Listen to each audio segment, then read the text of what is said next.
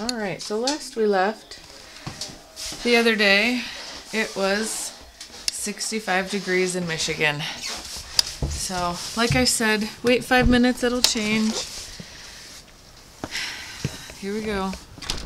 It's a winter wonderland in Michigan. So, I'm not sure what the exact temperature is out. I'm gonna say in the 30s. Because the stuff underneath this is heavy and wet. And it's sticking really good. So, let's go check out the greenhouse. I haven't been out there yet. Let's just see how deep this is. Pretty deep. It's about shin high. We got overnight. This is some bunk. I was ready for summer. Alright, so I'm gonna have to dig out the greenhouse. That's what we got just last night. So, I'm glad I put this pool up here. I was trying to block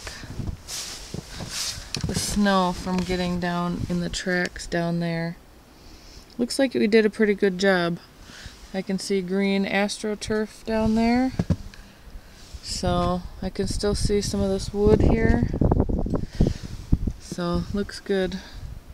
I'll dig this out here a minute. Yeah, just a little bit. Got a little overhang. See if I can get you up on the roof. Not bad. It actually blew and melted off pretty good. The wind was blowing pretty good last night. You can still see the trees moving. The wind is probably about, I don't know, averaging 20-30 miles an hour. They did say up to 40. So, alright, well, I'm gonna dig us out here a minute and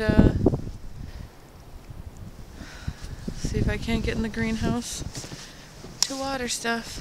Alright, well, so it's withstood wind, it withstands summer heat, and it withstands Michigan random tundra blasts from the Arctic North.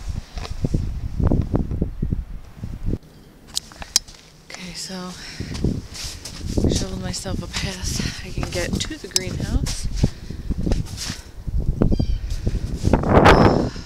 It would have been nice to continue on with 65-degree weather, wouldn't it? See how the greenhouse fared. It is normal. Everything looks good. Oh, here we go. Got a little water leak, which is going to happen in a greenhouse. So, just got a little water there on the floor. Not too bad. I have my hole is stabbed over there, so I'll have to see if we get another hole. Let's see where it's coming from. Looks like there's a nice trail right there.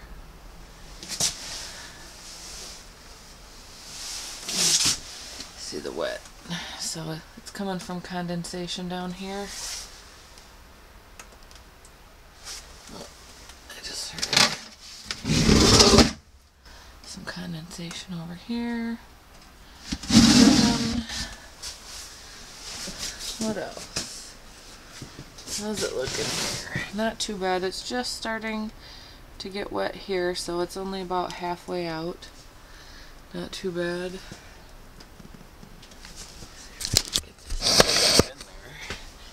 There we go. So only about halfway out there. Not too bad. I think we caulked some of the length of this on the outside. But you can see inside the track as well. There's water coming from inside the track. So it's not just sweeping in from underneath. It's weeping from the whole thing, just being moist. Greenhouses are just moist. It happens. So, see, I got a few more things planted. I had some overgrown onions, so we planted those. Kale's looking a lot better now that I gave it some nutrients. Sage is coming back real good. Another kale. Rosemary's looking good. And I did plant my 3 baby kale from the house out here, and they don't look so good. I think I need to just direct seed plant in there. I put some decorative flowers in that. Let's see, my herbs. I do have a few things coming up right here. There's something coming up right here. And I saw little tiny bits of green in there, here and there. My cute little shoe.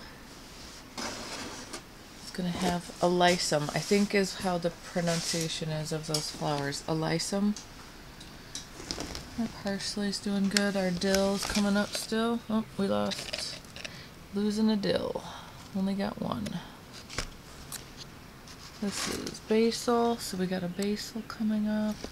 Cilantro is looking good. Now my purple basil. I see a little one here.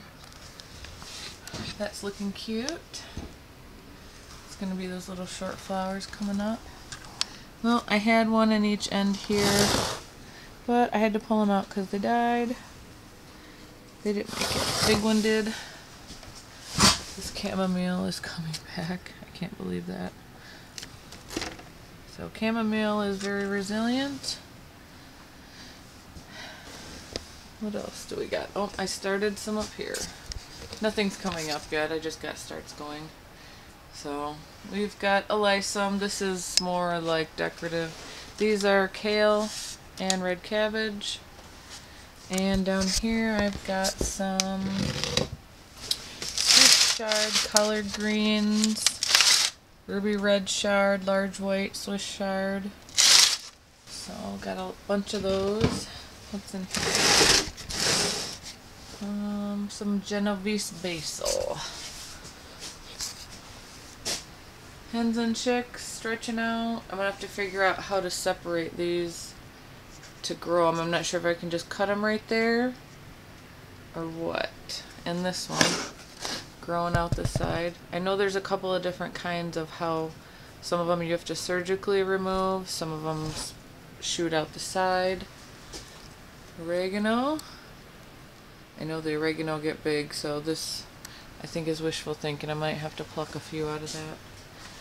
So made it into the greenhouse. You see the roof not looking bad at all.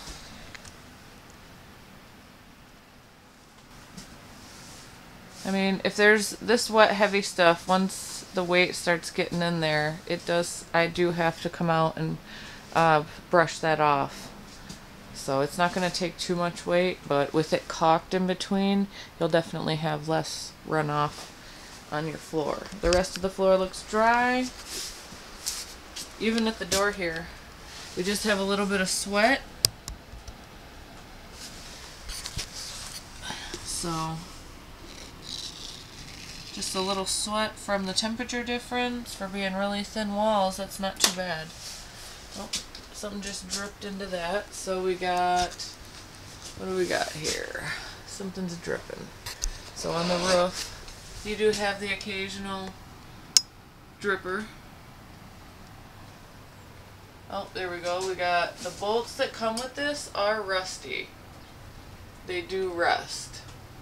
So if you could get a whole new stainless hardware set, maybe that'd be good, or caulk everything in, but that's where our drip's coming from there. Got a couple of them. And by the way, bungee cords do not like weather.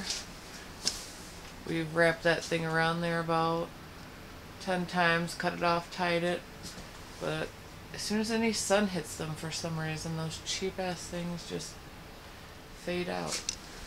So alright, so we went from 65 degrees the other day to 30 and a foot of snow.